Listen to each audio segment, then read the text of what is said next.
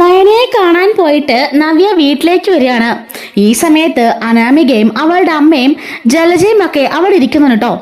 അനാമിക പറയാണ്, ഹേതു അവനെ കാണാൻ പോയിട്ടുള്ള വരവാ, ഇടയ്ക്കിടയ്ക്ക് ഇവിടെ നിന്ന് ഇറങ്ങി പോകുന്നുണ്ട്, ആർക്കറിയാം ആരെ കാണാനാണെന്ന്.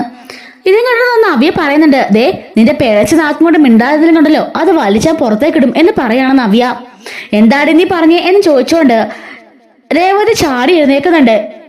നവി പറയാണ്, ഇവക്കിട്ടല്ല നിങ്ങൾക്കിടെ തരേണ്ടത്, ഇവിടെ ഇതുപോലെ നശിപ്പിച്ച് വളർത്തിയതിന് മാതാപിതാക്കൾക്കിട്ടാണല്ലോ തല്ലു കൊടുക്കണ്ടേന്ന് നവി പറയാണ്. ബഹളം കിട്ടുന്ന അങ്ങോട്ടേക്ക് മുത്തശ്ശൻ വരുന്നുണ്ട്. എന്താ എന്താ ഇവിടെ ഭയങ്കര ബഹളം എന്നൊക്കെ ചോദിക്കാണ്. അപ്പോഴേക്കും അനാമികയുടെ അമ്മയെ പറയാണ്, ഇവിടെ ഓരോ വൃത്തിയോടൊക്കെ പറയാം ഞങ്ങളോട്. നവി പറയുന്നുണ്ട്, മുത്തശ്ശ സത്യമായിട്ടും ഞാനല്ലേ കാരണക്കാരി, ഞാൻ എന്റെ അനിയത്തി നയനെ കാണാൻ പോയിട്ട് വന്നിട്ട് ഞാൻ ഇങ്ങോട്ട് വന്ന് കയറിയതേ ഉള്ളൂ. അപ്പോഴേക്കും ഈ അനാമിക പറയാ, ഞാൻ ഏതോ കാമുകനെ കാണാൻ പോയി, എന്റെ സ്വഭാവം അങ്ങനെയാണെന്നൊക്കെ പറഞ്ഞ് ഇവളോരോ മോശം വാക്കുകൾ പറയാന്ന് പറയുന്നുണ്ട്. അപ്പോഴേക്കും മുത്തശ്ശൻ ചോദിക്കാണ്, ആണോ അനാമിക എന്ന്. അനാമിക പറയുന്നുണ്ട്, പിന്നെ ഇവള് എവിടെ പോകുന്നതാ, എപ്പോഴും കാണാം അനിയത്തെ കാണാൻ പോവാന്ന് പറഞ്ഞ് ഇറങ്ങി പോകുന്നത്. ഇവരുടെ പഴയ കഥകളൊക്കെ എനിക്കറിയാം. ആദർശേട്ടനെ സ്നേഹിച്ച് ചതിച്ചിട്ട് അബിയെ വിവാഹം കഴിച്ചോളാണല്ലേ ഇവള്. ഇല്ലാത്ത ഗർഭം പറഞ്ഞ് കുറെ നാള് എല്ലാവരെയും നാടകം കളിച്ച് പറ്റിച്ചതല്ലേ. അബിക്ക് പോലും ഉറപ്പില്ല ഇവളുടെ വയറ്റിൽ കിടന്ന കുഞ്ഞ് അവന്റെയാണെന്ന്. പിന്നെ എങ്ങനെ പറയാതിരിക്കുമെന്നൊക്കെ പറയുമ്പോ മുത്തശ്ശനൊരു അലർച്ച അലർന്നുണ്ട് കേട്ടോ. അത് കേട്ട് അനന്തപുരി വീട് ആകെ പടം വിറയ്ക്കുന്നുണ്ട്.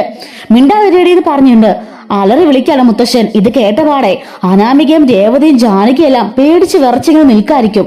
അപ്പോഴേക്കും ആദർശം ബാക്കി എല്ലാവരും അങ്ങോട്ടേക്ക് വരുന്നുണ്ട്. എന്താ സൗണ്ട് കേട്ടെന്ന് ചോദിച്ചാൽ ജയനും അജയനും ഒക്കെ അങ്ങോട്ടേക്ക് ഇറങ്ങി വരികയാണ് കേട്ടോ. എന്താ പ്രശ്നം എന്ന് ചോദിക്കാണ് എല്ലാവരും. അപ്പോഴേക്കും മുത്തശ്ശൻ പറയാണ്, ഇതുവരെ എന്റെ കൊച്ചു മരുമക്കളോട് ആരോടും ഇങ്ങനെ ഹാർഷായിട്ട് ഞാൻ പെരുമാറിയിട്ടില്ല. അനാമിക, നീ ഒരു കൊച്ചുകുട്ടിയാണെന്ന് കരുതിയിട്ടാ ഞാൻ ഇത്രയും കാലം നിന്റെ എല്ലാ പ്രശ്നങ്ങൾക്കും ഞാൻ സോൾവ് ചെയ്ത് തന്നോണ്ടിരുന്നത്. നീ കാണിക്കുന്ന എല്ലാ പരിപാടികൾക്കും ഞാൻ ഒന്ന് മിണ്ടാ നിൽക്കുന്നത് എന്നും വെച്ച് എന്റെ തലക്കറ ശ്രമിക്കരുത്. ഇത് എന്റെ വീടാ, എന്റെ കൊട്ടാരമായത്. ഞാനും എന്റെ കാരണവന്മാരും കഷ്ടപ്പെട്ടുണ്ടാക്കിയതാ ഈ പേരും പ്രശസ്തിയൊക്കെ.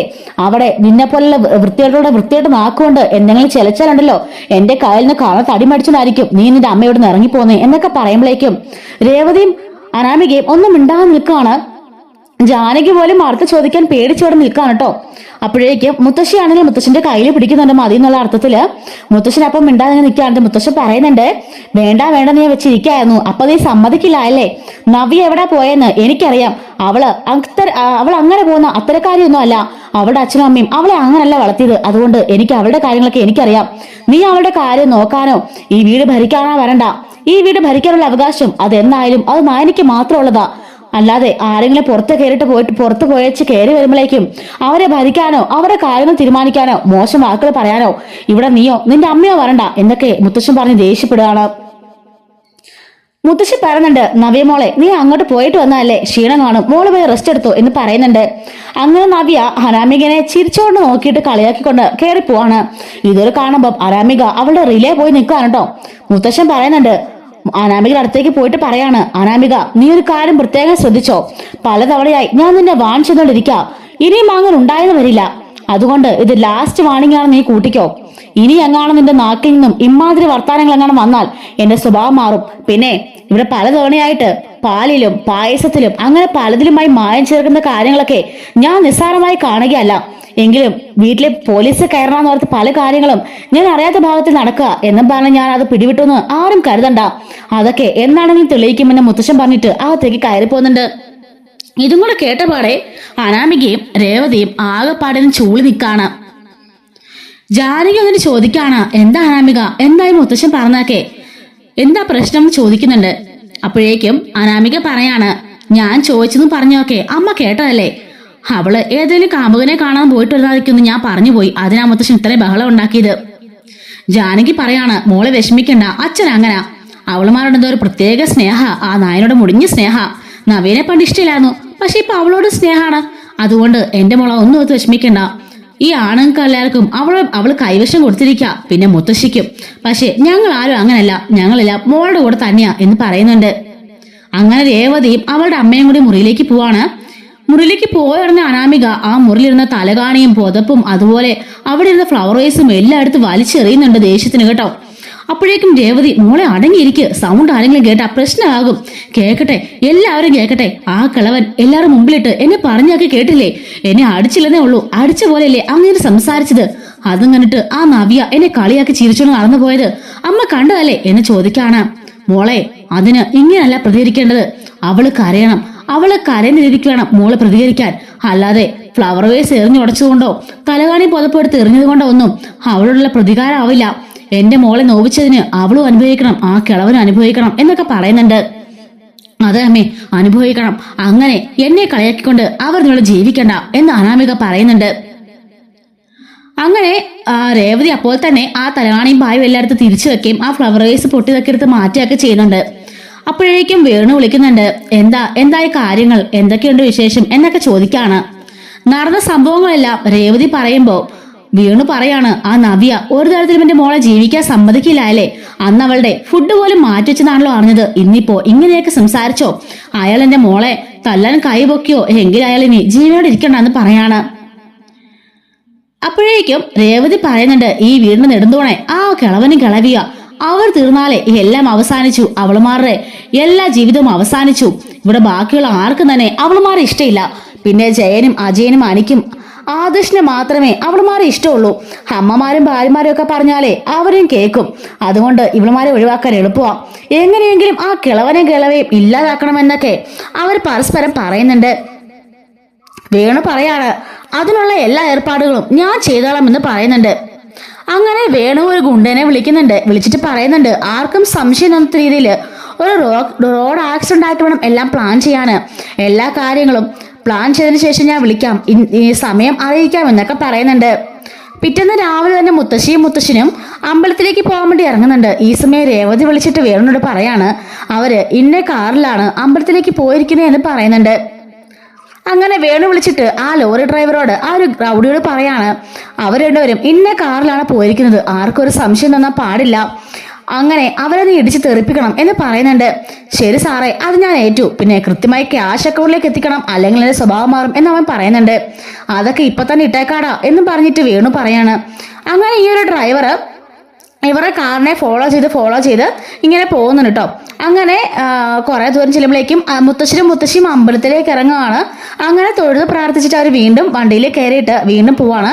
അപ്പോൾ ഒരു ഒഴിഞ്ഞ സ്ഥലം കിട്ടാൻ വേണ്ടി ഇയാൾ നോക്കിയിരിക്കുകയാണ്, എങ്ങനെയെങ്കിലും തട്ടിത്തെറിപ്പിക്കാൻ വേണ്ടിയിട്ട്. ഈ ഒരു സമയത്ത് ആദർശ് വഴിയിൽ വെച്ച് മുത്തശ്ശിനെ കാണുകയാണ്. അല്ല, എവിടെ പോയതാണെന്ന് ചോദിക്കുമ്പം ഞാനും മുത്തശ്ശി അമ്പലത്തിൽ വരെ പോയതാണെന്ന് പറയുന്നുണ്ട്. എന്നാ ശരി, ഞാനും വരുന്നൊരു വീട്ടിലായിട്ട് നിങ്ങൾ ഫ്രണ്ടിലോട്ട് പോയിക്കോ, ഞാൻ പുറകെ വരാമെന്ന് പറയാണ്. അങ്ങനെ മുത്തശ്ശിനെ കാറിന് പുറകെ ആദർശ് പോകുന്നുണ്ട് കേട്ടോ. അപ്പൊ ഇയാള് എത്രയൊക്കെ ശ്രമിച്ചിട്ടും ഇവരുടെ ഫ്രണ്ടിൽ കയറാൻ പറ്റുന്നില്ല. വേണു വിളിച്ചിട്ട് പറയാണ്, മറ്റേതൊരു കാറ് ഞങ്ങളുടെ ഇടയിൽ കയറി എന്ത് ചെയ്തിട്ടും അയാളെ പോകുന്നുമില്ല, ഒന്നും ചെയ്യാനും പറ്റുന്നില്ലെന്ന് പറയുന്നുണ്ട്. വേണു പറയാണ്, നോക്ക് എങ്ങനെയെങ്കിലും ഇന്ന് അയാളെ ഇടിച്ച് തെറിപ്പിക്കണം എന്ന് പറയുന്നുണ്ട്. അങ്ങനെ ഇയാള് കുറെ ദൂരം ഇവരെന്നെ ഫോളോ ചെയ്തോണ്ടേ വരികയാണ്. അപ്പൊ ആദർശ് ശ്രദ്ധിക്കുന്നുണ്ടെങ്കിൽ ആരെ ഫോളോ ചെയ്യുന്നത്. അങ്ങനെ ഇവര് അനന്തപുരം വീടിന്റെ അടുത്തെത്തിയപ്പോൾ പോലും ഈ ലോറി ഫോളോ ചെയ്തോണ്ടേ ഇരിക്കുകയാണ്. അനന്തപുരിക്കകത്തേക്ക് ഈ കാർ കയറുമ്പോഴേക്കും അയാള് അവിടെ വണ്ടി നിർത്താണ്. ആദർശം പുറകെ കയറുന്നുണ്ട്. അപ്പൊ ഇയാള് വീണ്ടും വണ്ടി അവിടെ നിർത്തിയിട്ടേക്കുന്നത് കാണുന്നുണ്ട്. അപ്പൊ ആദർശിന് മനസ്സിലാവാണ് ഇയാൾ ഫോളോ ചെയ്തെങ്കിൽ അതിനെന്തോ ഒരു കാരണം ഉണ്ടെന്ന്. പതിയെ ആദർശ് അവിടെ വണ്ടി നിർത്തിയിട്ടേച്ച് അവനെ ഇങ്ങനെ വായിച്ചുകൊണ്ടിരിക്കുകയാണ്.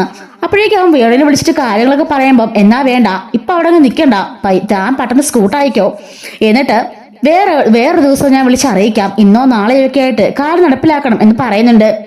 ശരി സാറേ എന്ന് പറഞ്ഞിട്ട് അവൻ പെട്ടെന്ന് തന്നെ വണ്ടി എടുത്തോണ്ട് പോവാണ് കേട്ടോ. അപ്പൊ ആദർശിനൊരു ഡൗട്ട് തോന്നിയിട്ട് ആദർശ് പുറകെ കാറും കൊണ്ട് പോകുന്നുണ്ട്. അങ്ങനെ ഒരു ഒഴിഞ്ഞ സ്ഥലത്ത് എത്തുമ്പോഴേക്കും ആദർശിന്റെ ലോറിക്ക് വട്ടം വെക്കുന്നുണ്ട്. പെട്ടെന്ന് ലോറി നിർത്തിയിട്ട് ചാടി ഇറങ്ങിയിട്ട്, ആരാണ് നീ, എന്തിനാണ് എന്റെ ലോറിക്ക് വട്ടം വെക്കുന്നത് ചോദിക്കുമ്പോഴേക്കും ആദർശ് ഇവനെ പൊതിരെ തല്ലുന്നുണ്ട്. സത്യം പറയടാ, എന്റെ മുത്തശ്ശനെ കാറിന് പിന്നാലെ നീ ഫോളോ ചെയ്യുന്നതൊക്കെ ഞാൻ കണ്ടു, എന്തിനാണ് ഞങ്ങളുടെ കാറിന് പുറകെ ഫോളോ ചെയ്തേ എന്നൊക്കെ ചോദിച്ച് അടിക്കാണ്. അപ്പോഴേക്കും ഇവൻ പറയാണ്, അയ്യോ ഞാൻ ഫോളോ ചെയ്തൊന്നും അല്ല, ഞാൻ നോർമലായിട്ട് വന്നതാ, നിങ്ങളുടെ ഫ്രണ്ടിൽ 2 കാറ് കിടന്നുകൊണ്ട് എനിക്ക് പോകാൻ പറ്റിയില്ല, അതുകൊണ്ടാണെന്ന് പറയുമ്പോൾ, അല്ലല്ലോ മുത്തശ്ശനോട് ഞാൻ ചോദിച്ചപ്പോൾ മുത്തശ്ശൻ പറഞ്ഞല്ലോ അമ്പലത്തിന് മുമ്പേ തൊട്ടേ നീ അവരെ ഫോളോ ചെയ്യാണെന്ന്. അമ്പലത്തിൽ നിർത്തിയിട്ടപ്പോഴും നിന്റെ വണ്ടി അവിടെ നിർത്തിയിട്ടേക്കുന്ന കണ്ണെന്നുള്ള മുത്തശ്ശൻ പറഞ്ഞത്. തിരിച്ച് വണ്ടി വീണ്ടും ഓണാക്കിയപ്പോ നീ വീണ്ടും അവരുടെ പുറകെ കയറി. അങ്ങനെ മുത്തശ്ശൻ തന്നെയാ എന്നെ ഇങ്ങോട്ടേക്ക് വിളിച്ചു വരുത്തിയത്. നിന്നെ ഒന്ന് പറ്റിക്കാൻ വേണ്ടിയിട്ടാ ഞങ്ങളൊന്ന് അഭിനയിക്കുകയൊക്കെ ചെയ്തത്. മുത്തശ്ശിനെ നിന്റെ വണ്ടികളിലേക്ക് ഞാൻ കയറിയതും അതുകൊണ്ട് തന്നെയാണെന്ന് ആദർശ് പറയുന്നുണ്ട്. എന്താടാ സത്യം പറയാന്ന് പറഞ്ഞ ആദർശ് വീണ്ടും അവനെ അടിക്കാണ്. പോലീസുകാര് ഓൺ ദ വേയാ, പെട്ടെന്ന് പറഞ്ഞു, അല്ലെങ്കിലേ നിന്നെ വണ്ടി തൂക്കിയെടുത്ത് പുറലോകം കാണാൻ പറ്റുന്ന രീതിക്ക് ആക്കി കളയും. ഇന്ന് ഒറ്റ ദിവസം കൊണ്ട് തന്നെ നിന്നെ അവർ ഉഴുതു മറിക്കും എന്നൊക്കെ പറയണം ആദർശ്. അയ്യോ സാറേ, ദയവ് ചെയ്ത് എന്നൊന്നും ചെയ്യരുത്, എനിക്കൊരു കൊട്ടേഷൻ കിട്ടിയതാ എന്ന് പറയുന്നുണ്ട്. കൊട്ടേഷനോ? എന്തിന്?